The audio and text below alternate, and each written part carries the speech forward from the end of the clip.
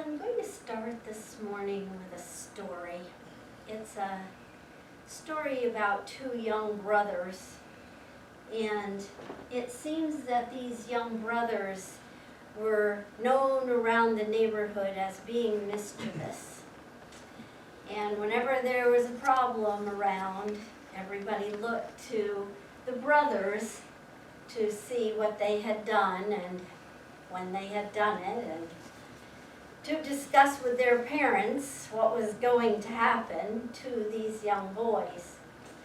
Well, the parents had just about had it with the two boys and all their antics, and so they got their heads together and had a conversation about what next steps they were going to take as parents. And they decided that they were going to send the boys to the priest.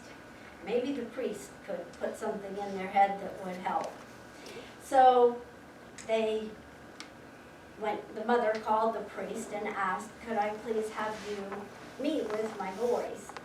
And he said, absolutely, but I would like to meet with the younger one first. And the mother said, that's fine. So she set a time and brought the younger one in and left him there. And he sat down, and the priest looked at him and just stared. And they ended up staring at each other for a little while. And then the priest lifted his finger and pointed it at him, and he said, where's God? And the little boy sat there for a minute, and then he kind of looked under the priest's desk and around the room a little bit. And then he looked at the priest again, because he didn't seem to have an answer. And they continued their staring match. And the priest leaned in after a little while, a little closer, and put his finger up again and said, where's God?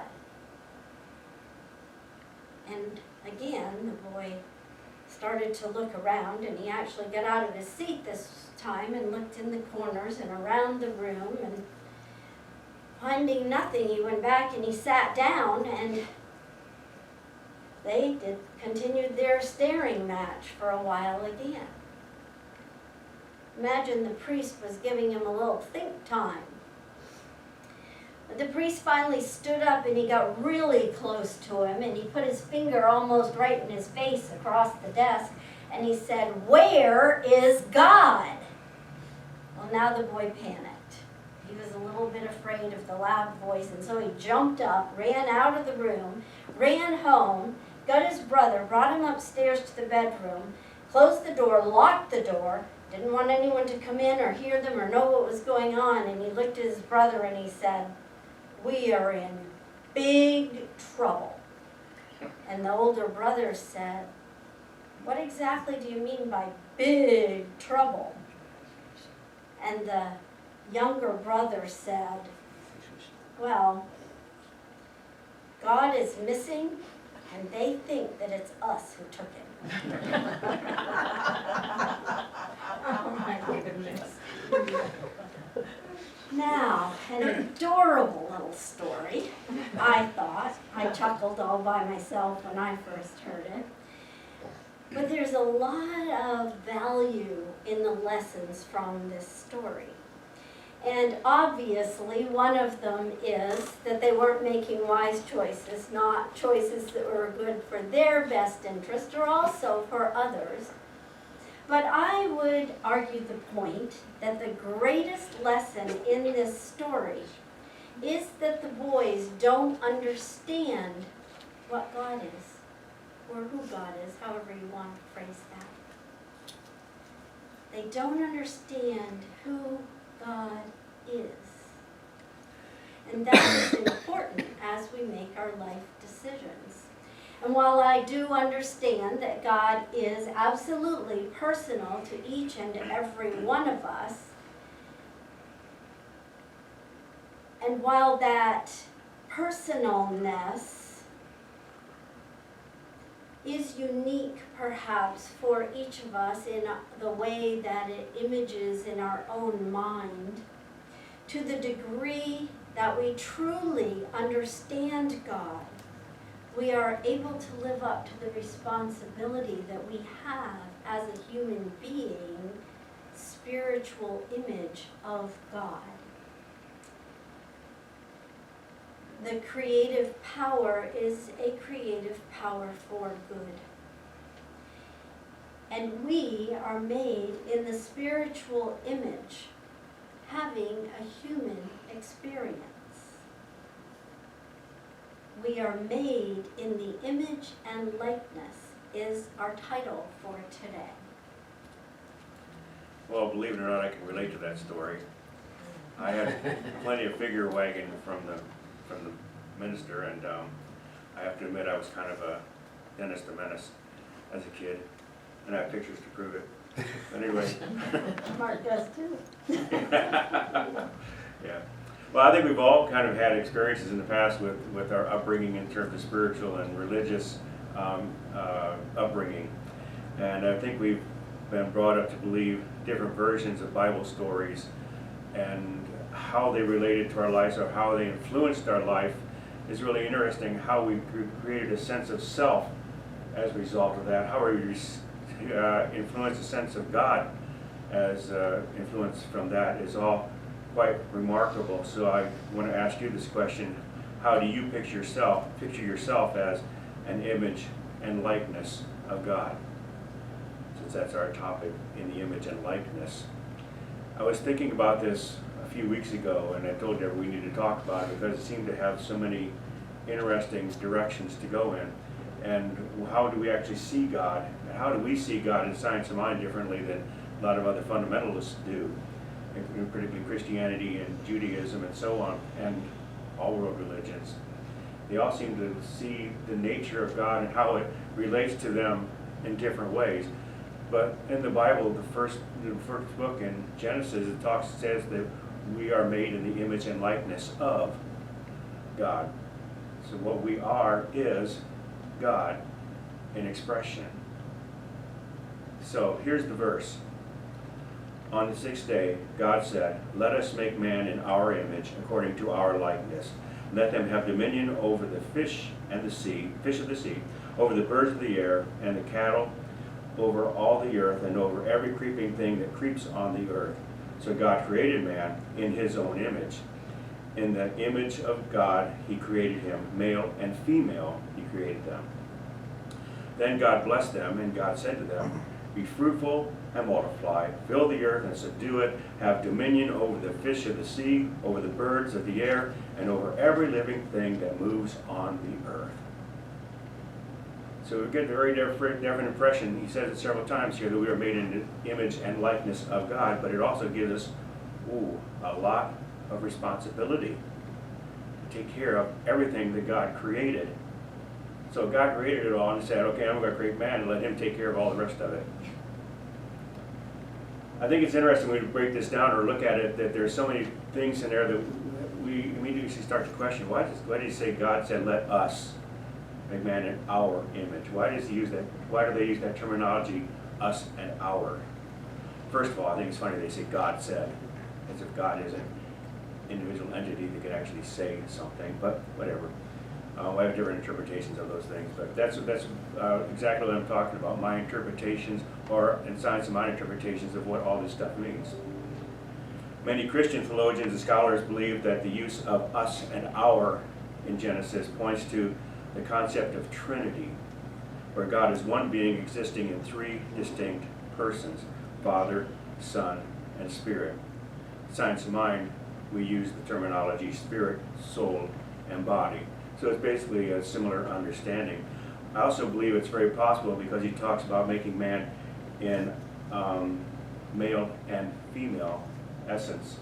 So it could be that God is saying that God is male and female essence as well. Kind of hard to know, but how do you want to interpret that? It's up to you. Actually, the original Hebrew doesn't refer to any us or our as we see in the English versions.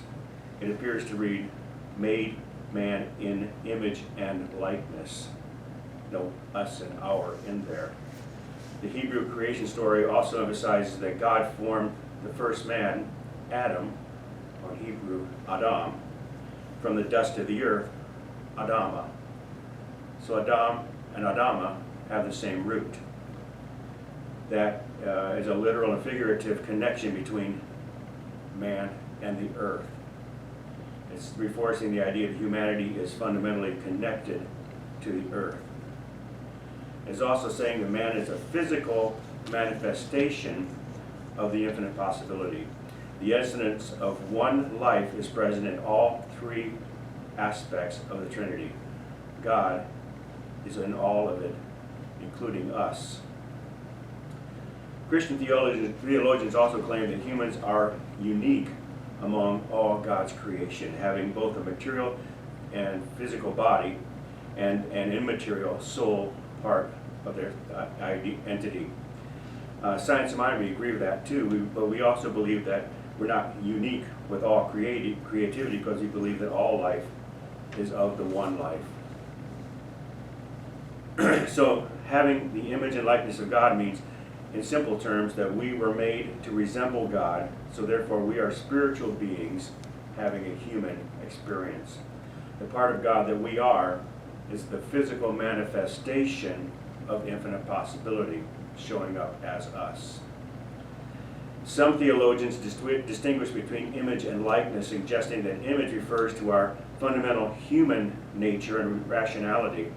It's the seen of the seen and the unseen, while likeness refers to our spiritual nature, which is the unseen of the seen and the unseen. Others say that image and likeness are closely related, with likeness being a further development or perfection of the image. The way I see that, we're saying that not only do I look like God, but I am like God. Science of mind, we say that the Creator created us in its image, so we are creators within the Creator at a different level or degree, but we work the creative process exactly the same way. I like to say, I am made in the image and likeness of God. What more could I possibly aspire to be? We resemble God because we are made of the same substance, or we are made from the same substance. The same unformed substance created us. The same thing which is God universally is in every cell of who we are. So if God is all that is and I am, God is all I am. Fundamental Christianity also says that God created humans in His image and likeness to grant them a unique dignity and purpose and an ability to reflect God's attributes, fostering a relationship with Him and enabling Him to rule over creation. Now it does say that in that first reading, in that verse from the Bible, that it says that man was given the responsibility to take care of the earth. And I think it's also interesting, I just noticed that this morning when I was reading through that, it never says that man is supposed to take care of the plants. It's only the fish and the things that creep on the earth and whatever. And it never says, and the birds, but it never says anything about taking care of the plants. I thought, wow, I wonder why they left that out. But anyway, the terminology is unique dignity and purpose. They say that being created in God's image signifies that humans possess inherent worth and not merely part of the natural world, but are created with a special purpose and potential. Now I have some problems with that, and I don't believe that's what is in our Science of Mind teaching. I believe that we don't judge all of God's other creation as less than us. We believe that everything is of the one life, and we are blessed to be part of that one life. I don't think that we are any better than, or maybe less than, any other creature. Although I look at dogs sometimes and I think, well, they seem to be more intelligent than we are. I sometimes think that it's kind of arrogant for humans to think that we are the one species above and beyond everything else, and we have a right to have dominion over them. Even the Bible says that, but at the same time, I don't see it exactly the same way, because dominion implies a sense of control or ruling over, and implies that God has dominion and controls us. Ooh, we don't teach that in Science of Mind. We believe that God is the infinite sense of all that is, the infinite source of all that is, and we have access to that. Dominion requires judgment, and God is not judging. having power, dominion over, or having a plan or prescribed agenda for how life is going to be carried out. Man may have a more developed intellect and ability to manipulate, but does God have the same control over us and tell us what to do? Does God have a plan for our lives? Or does God have a plan at all? Ernest Holmes says, "The Spirit does not seek to control us, lets us alone to discover ourselves." God is the source. God is the infinite realm of possibility. God is not the judge and the director of our lives. We work together with the divine. So, are we here to carry out God's plan? Ernest Holmes was asked this question one time in Los Angeles in a group of ministers, and he said, "I question the concept of plan in the divine mind. God has been at work too long to have any unfinished business. This is one of the most abstract things in our philosophy. Infinite purpose is self-contradictory." Take some time to think about that. Infinite purpose is self-contradictory. Divine mind is, has been, and always will be, both at the point of the beginning and at the end of any series. There is no purpose in being a being. Moses defined God as "I am that I am." In other words, the subject and the object are one and the same thing. God is not progressing.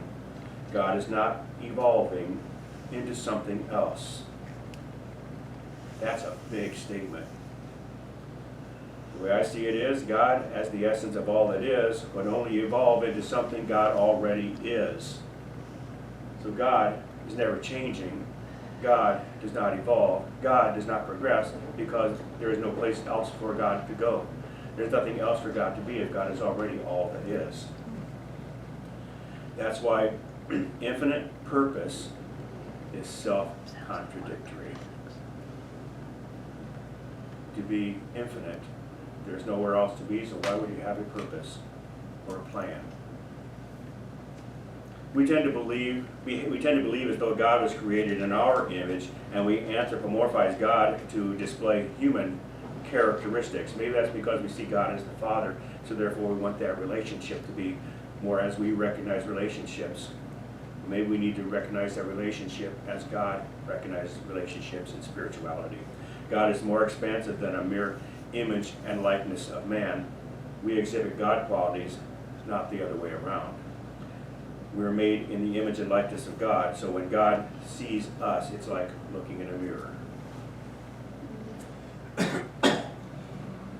Oh, a great opportunity to look at the many ideas that our culture and our society has placed upon what God is, and what do you believe, and then asking ourselves, what do we really believe? Made in the image and likeness of God. What do we really believe? What is God? Because whatever God is, that is what we are. So, I have to. This talk would not be complete without sharing some, at least, of the attributes of God, even though I share them really often, because I don't believe that we can ever hear them too much. I don't believe in living our humanness. At least if you have the secret, let me know after service what it is.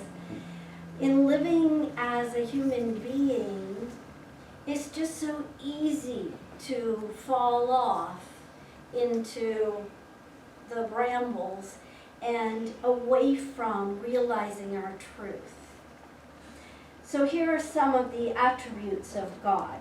And I invite you this time as you listen to them to see how each one of these words resonates with you. And let us remember that the attributes of God have to be eternal, because life is, God is, energy is eternal and infinite. So of course the first one is love, wisdom, intelligence, abundance, power, freedom, joy, peace, balance, and mind. And notice I didn't give you too long to think about each one, because in truth you want your first thought that comes to your mind, because that's probably your predominant thought. Even if you, after you think it or say it, you would want to justify it, that means that there's something to look at there as to how you're resonating, or we are resonating with the attributes that we are. So if I asked anyone if you wanted to experience those attributes in your life in every single moment, surely yes would be the answer. Of course we want to feel loved and loving and in our life in every moment. The question becomes then, how do we live as this image and likeness of God? Now, I was not like David. I did not find that this topic was so expansive. It could go in so many different directions.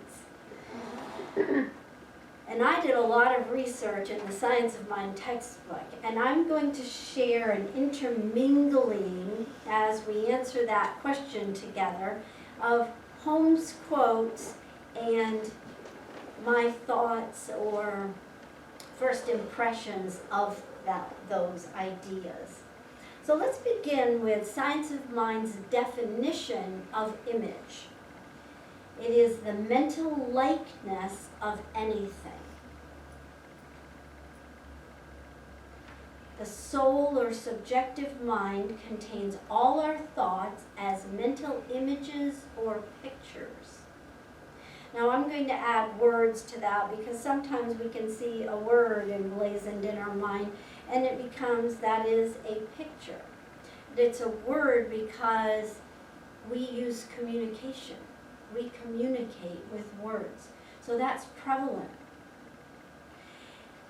So remember that as we think about the attributes of God that we have been given, that we are the image and likeness of God, we are the mental likeness of that which we picture.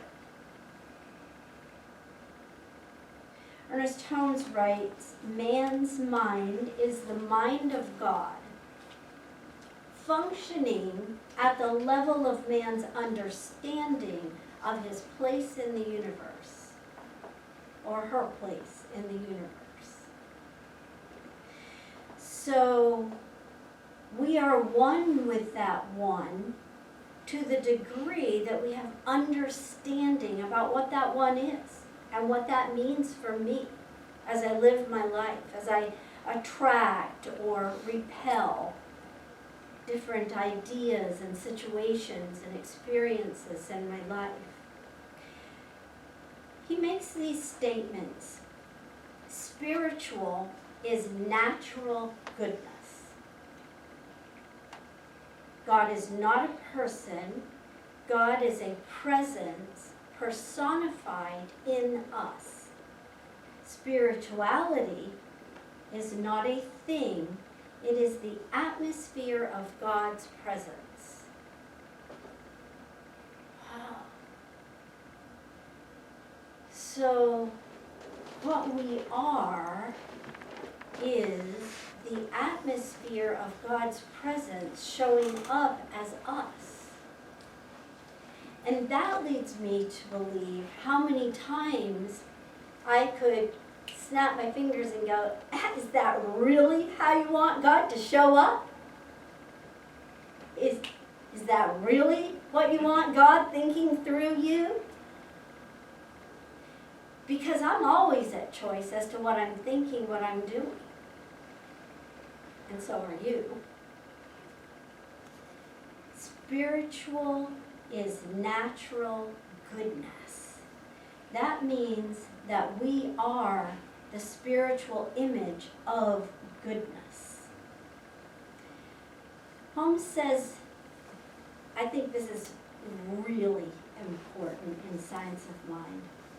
Get some degree. Remember we talked about degrees of our understanding? Get some degree, he says, of real conviction and stay with it. The cosmic mind is neither wishy-washy nor willy-nilly. It is positive, certain of itself, and sure of the outcome. So, you're going to hear those words quite a bit, because I liked them. And I think that they're appropriate for every situation in our lives. Get some degree of conviction that you have right now that you're able to tap into in the situations of your life. And then realize that God as you in that situation is not wishy-washy and is not willy-nilly. And then we are actually given the three ideas. Positive, certain of yourself, and sure of the outcome. That means we have to know what that outcome is. We have to have that image emblazoned within our mind. We can't go looking for it under the desk or around the room somewhere or run home and tell someone else we're in trouble. We get to do it for ourselves within ourselves. And so it is for us to look for God within ourselves, to look for these attributes in ourselves, to grow these attributes for ourselves. And to remember that as we're made in the image and likeness, we must be positive, certain of ourselves, and sure of each and every desired outcome that we have. We must be positive, certain of ourselves, and sure of every outcome that we desire. We are the life of God. The gift we have been given of life in our humanity is, in my opinion, the greatest gift. What we do with it is the gift that we give back to the world and to life. As David said at the end, in different words, we are the face of God. And we sing that song often. We are the face of God. We are the heart of God. We are the hands of God. And we have an incredible responsibility, if you want to call it that. But I would say precious gift to give all those attributes to ourselves and to know them so completely that we share them in our world. Connecting back to Sandy's prayer that we are transforming. We have the ability to transform the world through the power of the love and peace and joy and knowingness that we bring to it. And so it is. So it is.